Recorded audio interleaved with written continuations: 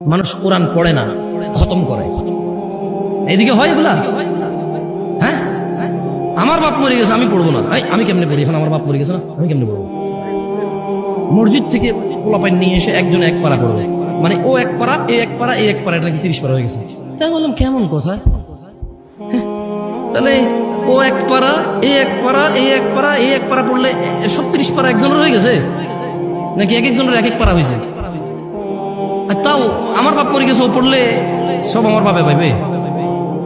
ওই 300 টাকা যেটা দিছি ওটার হাজিয়ার টাকাই পাবে। তো এত কষ্ট দিয়ে দেওয়ার দরকার, তার টাকাটা দিলেই তো হয়। আমি 300 টাকা নিয়ে সত্তা নেই, বুঝাতে পারি নাই।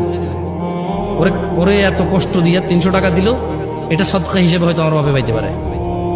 কিন্তু ওর এই আবার এই যে একটা আমল নতুন করে তৈরি করলো মুক্তির পথ, আল্লাহ নবী কি এরকম পদ্ধতি দিয়ে গেছে বলে মনে হয় আপনার? এই কোরআন কারিমটা দেন তো, এটা দেন। এই কোরআনুল কারীম, এখানে মুক্তির পথ বলা আছে। হাদিস গ্রন্থে মানুষ মরে গেলে কিভাবে মুক্তি পাবে, পৃথিবী থেকে কে কে তাকে উপকার করতে পারবে, সব বলা আছে। এই সিস্টেমটা বলা নাই। এইরকম হচ্ছে এই সিস্টেমটা, শোনেন।